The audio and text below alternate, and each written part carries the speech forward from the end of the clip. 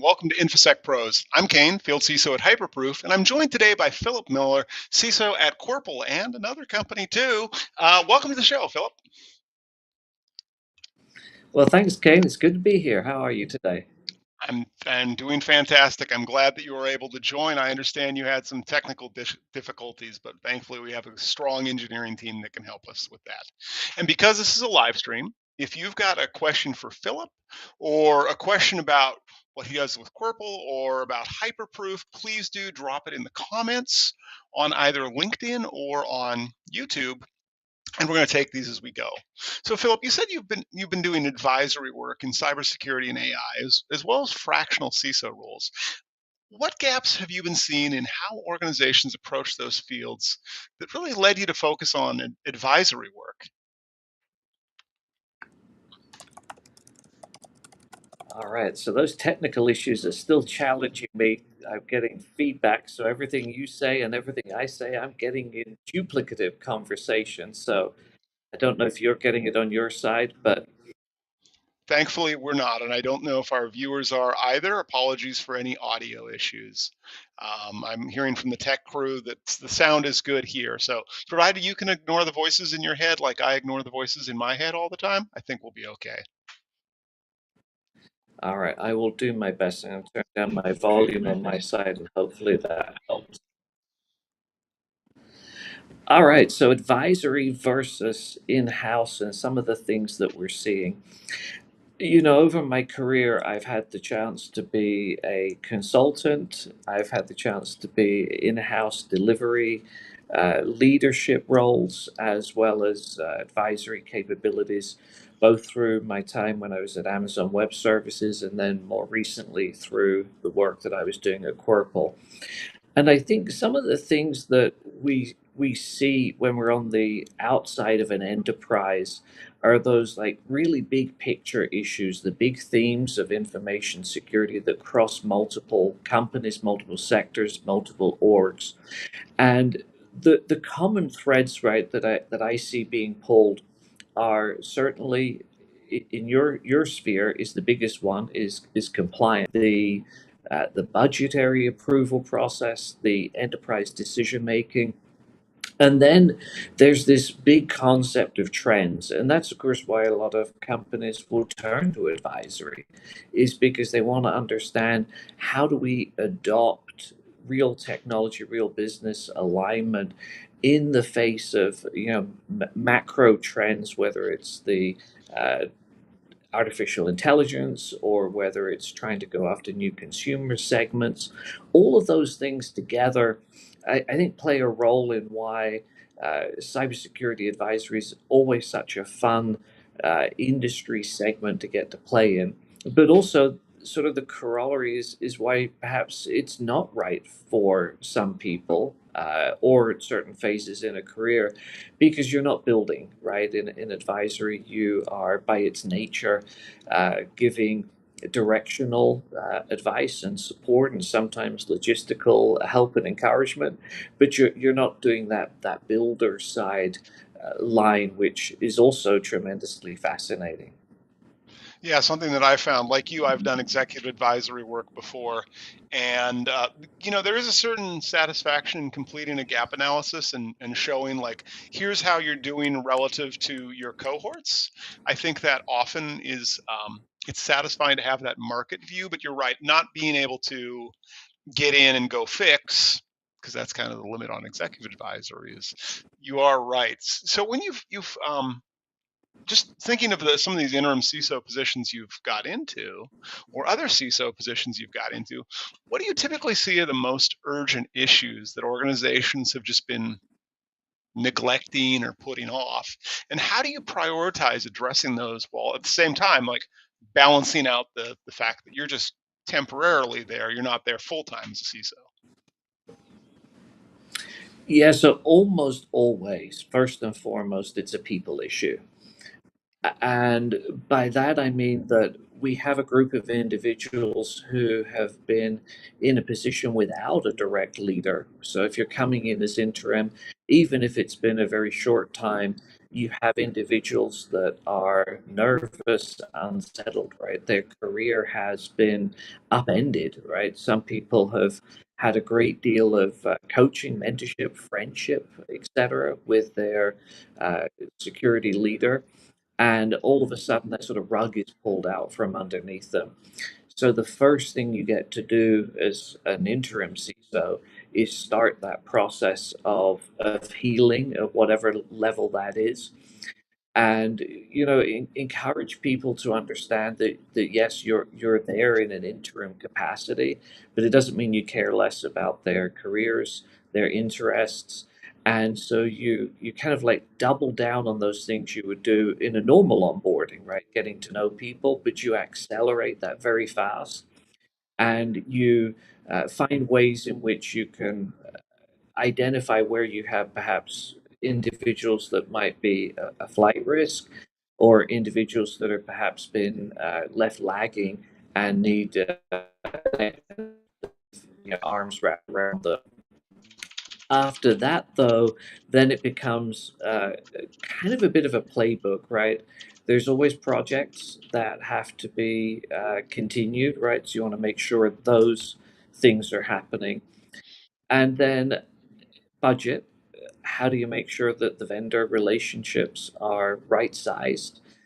And then how do you set up a plan for success for the incoming CISO when that happens? All right. So what about some of the things you've? How has your thinking changed over time? Like, I think initially effective security leadership was thought as being a tremendously technical activity, and then it's shifted. It continues to shift. We've had CISOs for 30 or 40 years now. I think the definition of effectiveness in security leadership has changed. What are the I don't know. What are some approaches or strategies that you'd now recommend that you wouldn't have recommended previously? Yeah, so the world of CISO work, advisory work, in-house or interim, these days it is almost always about strategy first. And even if there are technical issues that have to be addressed and focused on, you do that with a strategic lens. And that could be making sure that there are ways to refine vendor relationships and consolidate, or it could be that there are ways to look at the different groups within an organization that perhaps aren't working as well together. And so you can bring in that sort of strategic viewpoint and find ways that you can build structure, processes, mechanisms, if you like, that improve the connective tissue between InfoSec and other teams. Whereas I think, if I rewind the clock back 10 years ago in InfoSec, people weren't terribly interested in strategy, InfoSec as a component of the business. They Hmm. were more interested in InfoSec as a delivery arm of technology, one that stands in the way of bad things happening, but never gets in the way of good. And I think some of those challenges of productivity, performance, and infosec getting in the way is what has led us to really focus more on this sort of strategic role as an executive, whether in-house, advisory, or interim.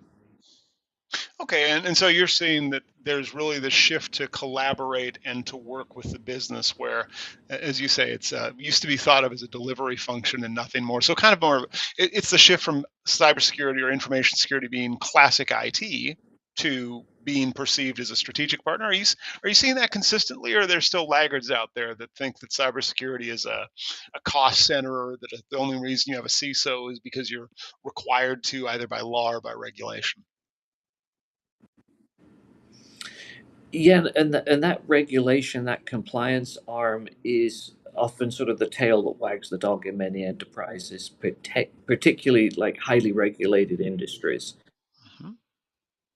But that's also the opportunity for the CISO, because through that compliance arm is where you can build those collaborative elements, right? That, as I call it, the connective tissue that joins teams together, whether it's legal, enterprise risk, information technology, and information security, because the consequence of failure on compliance is usually very easily measured in terms that you can discuss with a profit and loss owner.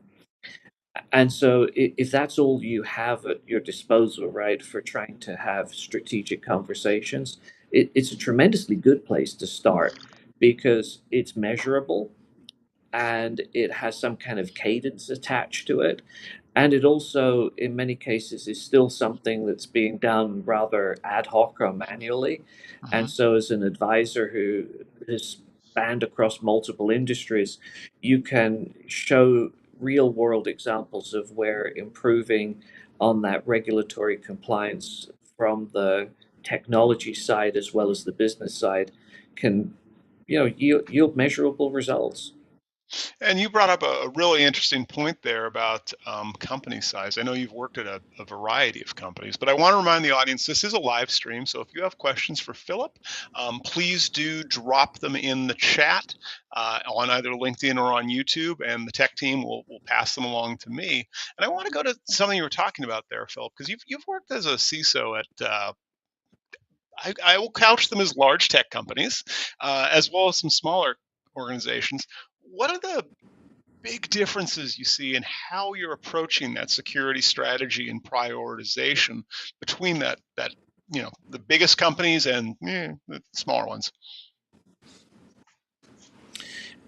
Yeah, I think it's partly related to the customer type. So large tech tends to have a customer base that is much higher on the business to business versus business to consumer, or even in like the wholesale space where business to business transactions is still very much about a product that is physical versus in SaaS or technology companies like Amazon.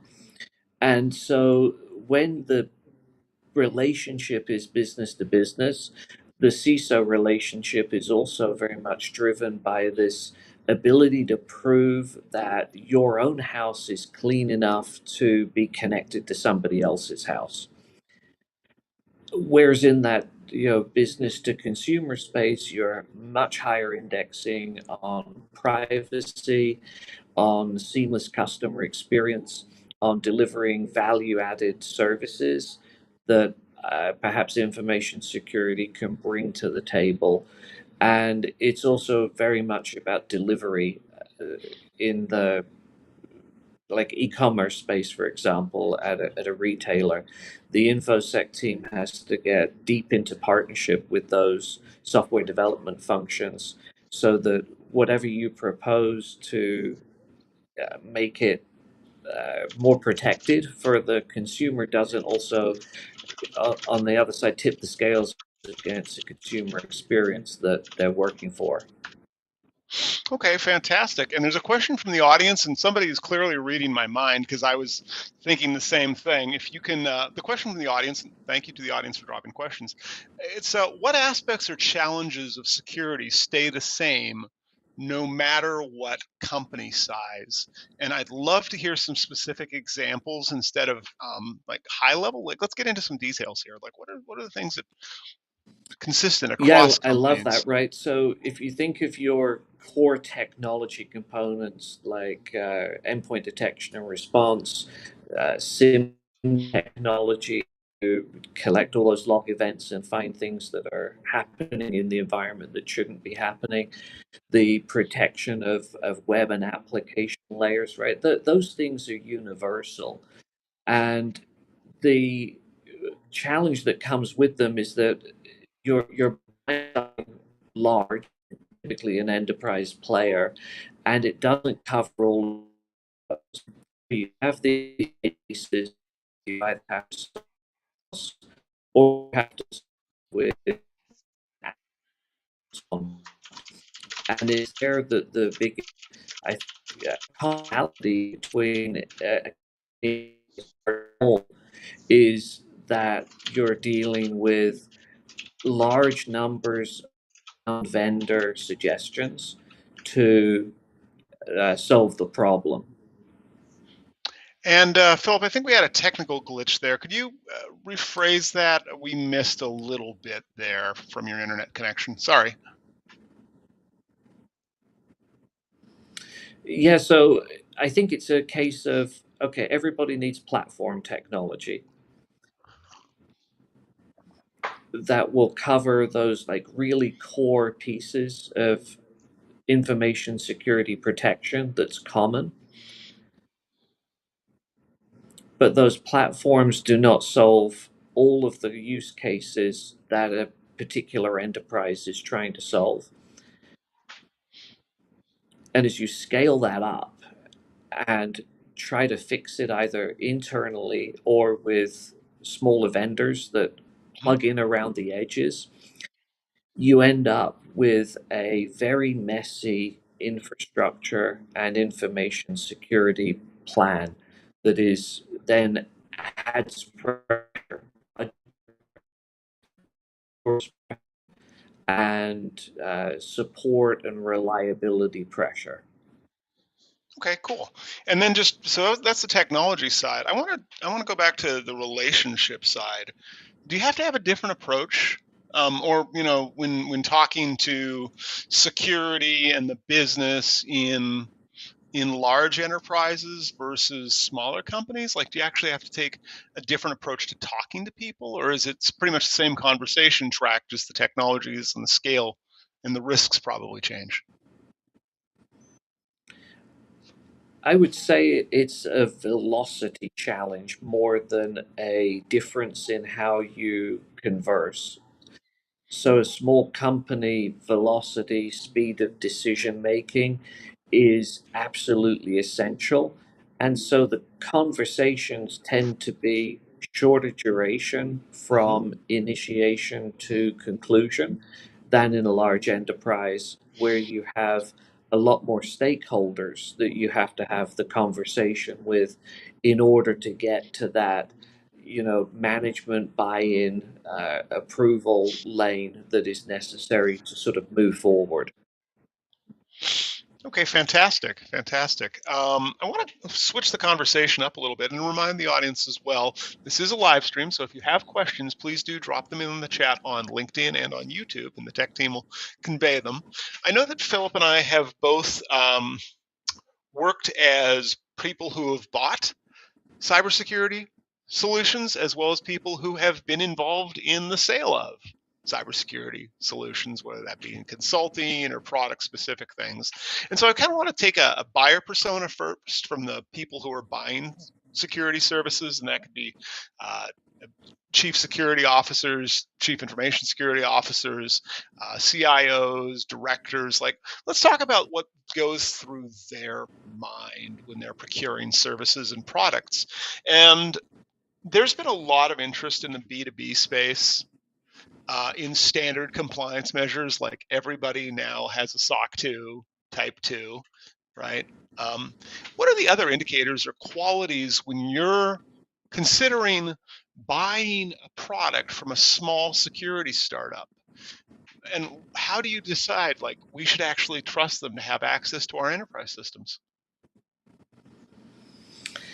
Yeah, so there's limited value in just the SOC 2 itself. I view it as a roadmap for the discussions that you have with your potential supplier.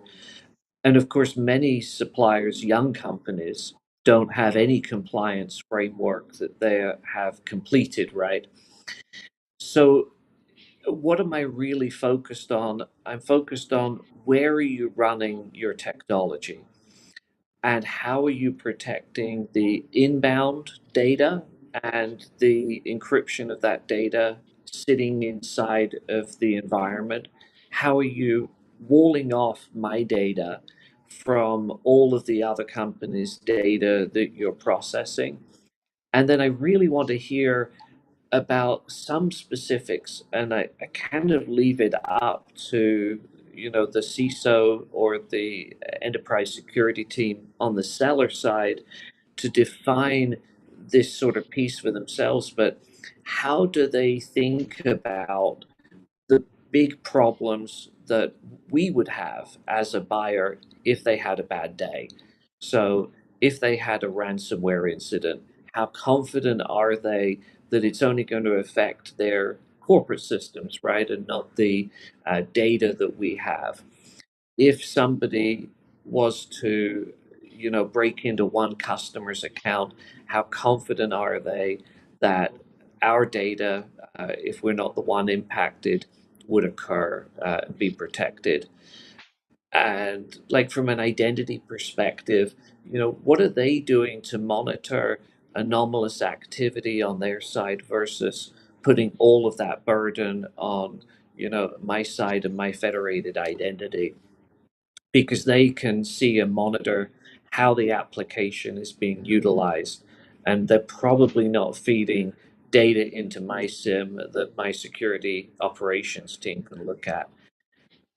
And so I lead with some questions like that. And then I'm evaluating like the quality of the answers, right? How well do they understand that this is a shared responsibility that we're entering into? And do they take it seriously, or is it purely just a technical discussion for them? Okay, all right. And so that's a pretty well-rounded set of questions, and I love that you're evaluating their answers. So let's say you're talking to a smaller vendor, you're interested, they've given answers that are acceptable, if not good. Maybe they're only tolerable, but they're definitely not a reason for exclusion. The next step, often when trying to procure software services, especially at smaller companies, but also at big companies, is making a business case for the necessity of that. So, how are you translating those security investments into business value, maybe financial terms, when we're working with leadership teams that they might not get it, they might not understand, like what is the technical value of the solution, and they might instead be interested more on, I don't know, something like return on investment. Yeah, I don't think there's any sort of like magic answer to that question, but I do think there are some underpinning value points. One is if you're on the seller side, consistency wins the day, right? If I am able to point potential buyers towards a standard document and a standard set of compliance requirements that we have met, the sales cycle will be compressed. And if we have an enterprise trust center, those kinds of things on a small business side, it is much easier for a large enterprise to look at that vendor and say, yes, you're doing more than just the bare minimum. And if I look and if I'm trying to advocate internally for the kinds of things that have a return on investment, bug bounty programs, right, and responsible disclosure programs. Those are key indicators for an enterprise buyer that a smaller business is focused on the outward facing viewpoint of their environment and is striving towards a more resilient and secure posture. And I'm hearing And that if you'd I'm on expect the these all to be on a trust center then, where companies proactively publishing this, things like you said, a responsible disclosure or a bug bounty, or maybe their SOC 2 type 2 evidence or other things. You're saying that if a smaller company were to publish those on a trust center, you'd have a higher degree of confidence that they're doing more than what's minimally required? Yeah, absolutely. And also things like their patching regimen, right? Not patches of their Windows computers, right? But how are they patching libraries that they're using in their code? What about their own software, right? Their release schedule. Those kinds of things are indicative of a company that has the ability to react fast to, 0-day vulnerabilities or customer related security concerns. and I want to be able to see evidence of that. Again, if it's a smaller company. Fantastic. And so that's the things that you start looking for as positives. What about between what security vendors will promise? And I admit I'm going to RSA in a week and change, so I'm definitely thinking of like what vendors are promising on the show floor, and then what actually enterprise buyers need. And how do you handle those disconnects? Where, of course, the security vendor is selling you, it does everything. It's all magical. It's all AI. It's all singing, all dancing, all AI all the time, and it's free. And you just need to click this box to accept and like launch it. Versus the reality. How are you handling those disconnects? Yeah, I think the number one disconnect is that software companies have no idea of the amount of effort that it takes to get value out of the product. And yet they look at their product and say, my program, my software, my solution can do these 100 things. And so it's amazing. And then as an enterprise buyer, I'm looking at it and saying, I have these 3 or 4 specific issues that I'm looking at your product for, and I need to get that value out of it, and I need to get it in a short time period. And I need to understand very deeply what is that going to take on my internal resource time, and what will it take from a human change management perspective to get that value. And particularly with companies that are saying, hey, we've got agentic AI or we're using AI ML to drive outcomes, they are underestimating the complexity of integration in the environment. So we have that as a like reality of the post-purchase piece. In the pre-purchase, the biggest challenge is time wasting, where vendors don't get straight to the point about what product feature set they are actually bringing to the table Hmm. and how that product feature set solves a macro problem in the security industry. Like, what category are you in? Do I reduce email fraud, right? Do I help with endpoints or application software development, right? Where am I sitting? And then what is the very specific set of features that are delivered today, not the future, that I can use if I sign on the dotted line, solve something today, and I don't want to spend an hour the part of the discussion, right? I want to be there in the first 5, 7 minutes.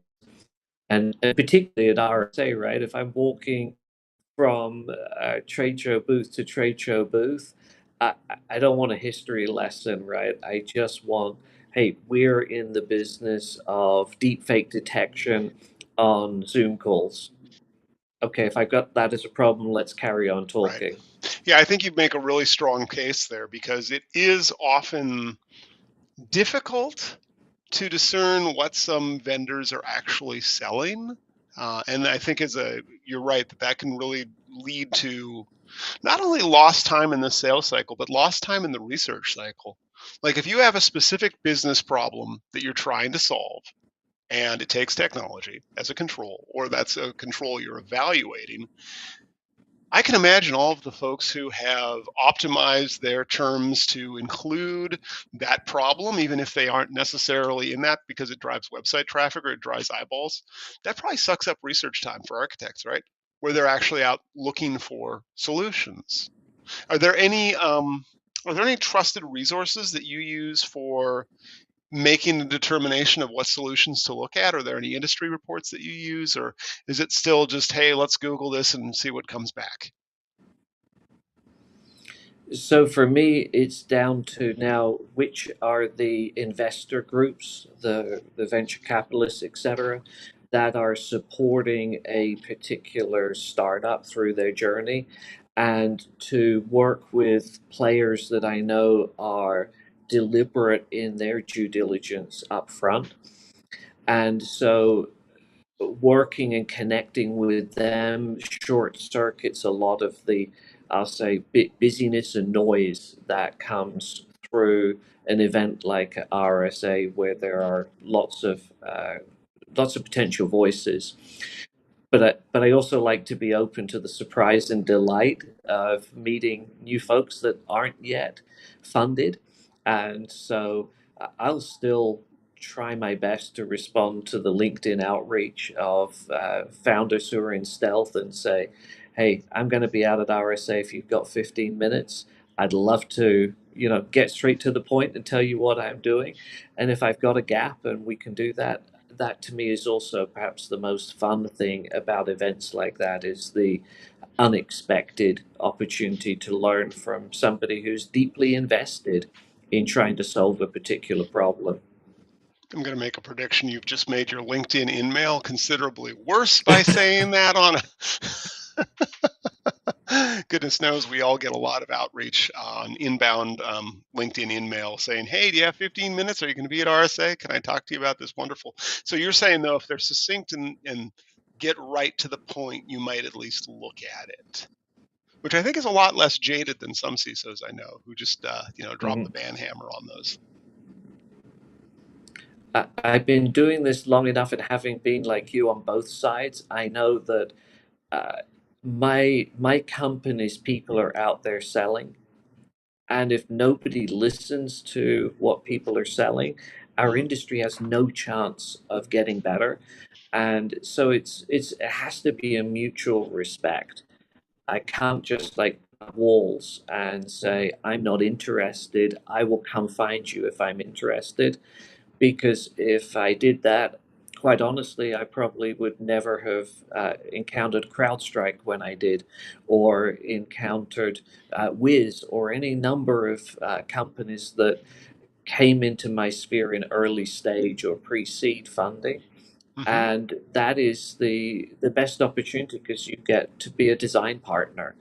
And if your enterprise can be a design partner, that enables your features, your unique problems, to get addressed ahead of the competition that is only looking at current state, well mature companies. Love that. I realize that I'm just so intently listening. I forgot this is not just a conversation with the two of us. So I'll remind the audience, please do drop questions in the chat, and my tech team will drop them in my inbox just like now. So here's a question from the audience. So it's whether you're advising enterprises or startups, how do you evaluate whether a new security vendor is truly trustworthy beyond just checking compliance boxes like SOC 2, and what signals really matter? I think we touched on this earlier, but I'm guessing that they either joined the stream late or they're looking for additional specificity. Yeah, so the easiest signal is, who have they already sold to, right? So, for example, companies like Bank of America have a tremendous reputation of doing due diligence around third party risk. So, if they have successfully sold into Bank of America, then I know I can sort of piggyback a little bit on some of that work. So credibility of current customers' programs is definitely a component. But let's say it's a very young company and I'm trying to do full due diligence on our side.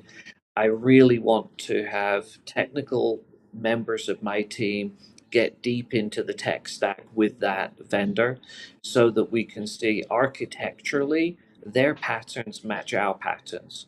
And we may pass on a vendor who's using like first stage technology coming out of a cloud service provider, because we're not necessarily sure that we could understand how that's working.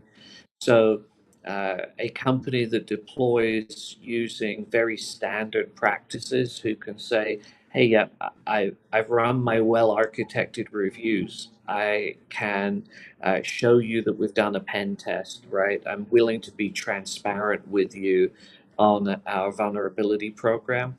Those kinds of things really help build confidence. Fantastic. Well, thank you for that. And again, to the audience, as a reminder, please do keep dropping links in the chat, or sorry, questions in the chat, and then, well, you can drop links too if you want. But do drop questions in the chat. We will take them as we go. And we were talking about being a buyer of cybersecurity solutions and services. I want to pivot that now because the two of us have both, been on the seller side. We've both worked at vendors, and we've both advised security startups. So, what approaches do you see when you're working or advising a small company and they're trying to get that trust of those large enterprise customers? Maybe let's say it's a, just for sizing, let's say they're a seed, or maybe they've done their Series A and that's it. Like they haven't got very far. How do they earn the trust of large customers? Well, it's still, even through series round funding, it's still a founder led discussion when you're selling into the large enterprise. And as a large enterprise buyer, I'm still investing in a certain extent, an extension of my own team. And so I want to hear from the founder that they have a pulse on what is happening inside of their company, pros, that their board and their senior leadership team know how to make robust decisions and won't make a decision that is going to put my customers' data at jeopardy if it's flowing through their systems. And so if I'm on the seller side, right, and trying to do that, then I need to be transparent. I need to build actual relationships that go beyond transactional. And some programs that I've seen very helpful for that are customer advisory boards. Hmm. Of course, some vendors have hit the maturity stage where they can do exactly what Hyperproof has done and hire a field CISO, right? Somebody who can understand the internal and external dynamic. And if they're not there yet, an advisory CISO who is trusted in the community and can speak both sides and kind of cut through the fluff Hmm. also helps out. But it's about showing that you're a component of that cybersecurity community if you're selling a cybersecurity product. And if it's not a cyber product, and just a business technology, you really do have to be able to prove that you're managing that data plane and the confidentiality and the privacy in a meaningful way. And the compliance proof helps, but yeah, you have to go deeper than that if the company hasn't hit. I don't know what the magic number is, but it's a large number of ARR. Yeah, yeah. Oh, that's fair. But what about the finances? Like earlier in this conversation, we talked about how it's necessary as a senior leader to not convey the technology, and we can't bring the founder into our board meeting or into our buyer decisions. Right? Some of that's going to happen back of house. How would you advise those security startups, those smaller companies they've yet to hit 100 million ARR or whatever our magic number is today? How do you advise them on how to demonstrate ROI and business alignment to those potential enterprise clients beyond just technical stuff? Yeah, so I think there's a couple of things. The easiest piece, right, is if you are a product that is a direct displacement of an existing incumbent. And so you can say, look, you're spending $1 million today, and you'll only spend 500,000 with our product, right? That's the easiest path to ROI. But for many startup companies, they're looking for incremental spend from the CISO. And so what you need to do is show how you're reducing risk. Hmm. How can I go as an internal person and advocate for budget for something that doesn't have a tangible risk reduction? And so I shouldn't have to, as the enterprise buyer, figure all of that out for myself if a startup company is looking for a share of our company's revenue. And so they need to understand what those risk drivers are and help me do that internal sales component, prove out that there are measurements that I can collect and I can show how the risk is being reduced. For example, if a company is in the bot protection business, run in parallel to my existing solution and show me how you block more, Hmm.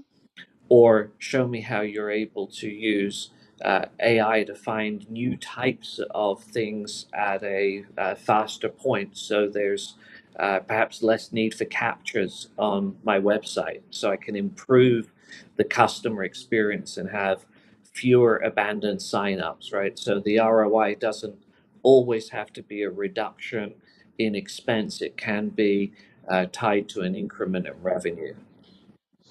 What about really technical solutions that might feel esoteric or just honestly disconnected from business challenges that we can convey? And I'll give an example. When I used to do executive advisory, one of the markets we looked at and eventually decided not to endorse to promote was on deception technologies. And for those of you in the audience who aren't familiar with this, the idea is you spin up some kind of appliance, virtual machine, container, whatever, technology doesn't matter, and it creates a whole host of fake hosts. It creates fake web servers, it creates fake documents, it creates fake finance servers, it creates an entire fake infrastructure with the idea that you'd run it in your unallocated IP space inside of your enterprise. And the idea being that if a threat actor gets into there, well, nobody should be in that IP space. So first of all, you've got an obvious honeypot or honey document or honey token or whatever, again, flavor of the month is. Um, Here's the thing though, like the technology, it works, it's robust, it's smart. There were no laws at the time we evaluated that said you must have, so there was no regulatory imperative. There was no like EU or FTC or SEC. Nobody had regulations saying. NIST had never said like, yeah, this is a good idea. ISO never said this was a good idea. Like at a logical technology sense, it makes sense. But at a business level, it's very hard to make that justification. If for vendors who are selling products like that, where there's no clear NIST, ISO, regulatory, legal, contractual requirement, and they're still trying to sell a product, what do they do to actually like get market traction? Yeah, you're so right. Those kinds of products are the hardest, right? So occasionally you have to prove the value by deploying. And that is incredibly difficult if the product has a high cost to the seller to do a proof of value. Because as the buyer, am unlikely to commit resources against something that's not going to deliver value. What I see works best in those circumstances is actually the model that's like consulting plus product. So I might have budget for an assessment of some nature, and if I can use that assessment budget to, prove out another theory about how to reduce risk, then I can use that budget to bring in a product to run it for, say, 30 days, along with highly intelligent, capable consulting people from that same company that even if their product doesn't necessarily deliver, I'm going to have insights to external attack surface that I wouldn't otherwise have had. So I get something for the expenditure, which may then lead to a future longer term commitment for the product line. But it does sound like a much harder space to be selling in. It those very technical solutions that make sense at a technology level, but just don't translate to business world analogies, right? Yes, Yeah, okay. Last question for you then, 100%. as we move to wrap up, you've been sold to, I've been sold to. I don't have them here, but I used to have a stack of index cards in my desk. And when a vendor would sit down in front of me, I would, salespeople have certain tactics. They have certain things that they do. They do fear, uncertainty, and doubt. And I used to have an index card for that. And I'd like flap up the FUD card and they'd go, "What's that card?" And I'd say, "Well, you're trying to sell me using this sales technique. It doesn't work. You get two more cards and then I'm going to ask you to leave." Right? Really changed the dynamic with a lot of those security sales, because they'd never seen that before. So, what do you see that security vendors get wrong when they're selling to enterprise CISOs? And what would you see would improve their approach? Well, I think we've all seen variations of vendor sales presentation bingo cards, right? With all of those buzzwords. And so any vendor that wants to sell, if you get obsessive about cutting out what Amazon calls weasel words, buzzwords, vapor words that don't talk about your unique and defining differentiated feature set in a way that is concise and tangible, then you will never gain that real attentiveness that you're hoping for from a senior executive buying audience. And so you want to avoid that. But I think that the cardinal sin for me is a vendor who comes in and tells me what problem I have before they've even tried to understand my line of business, right? Or they'll say, everybody is having challenges with X. And I may be having those challenges with X, but it doesn't necessarily mean I'm receptive for you sort of calling my company's technology ugly. Yeah, I love that as an example. I'm reminded of a vendor that came in, and I was in the aerospace and defense space, and we had a very finite number of problems. The vendors that would come in and tell us, "Here's the problem we're seeing in the marketplace." We're like, "Yeah, no, that's you're not even vaguely relevant to our risk register. Uh, Good, thanks for the coffee. Bye now." But there is a lot of that out there. So anything you'd say that vendors should do different other than be more succinct and to the point to what their solution does first and foremost and not tell you your problem? Anything else? I think they should make sure that they are working with as many people in the organization as possible to understand the pain points and the value before they come straight to the CISO, because our world is easier to sell to if you've made an effort to do initial outreach and to understand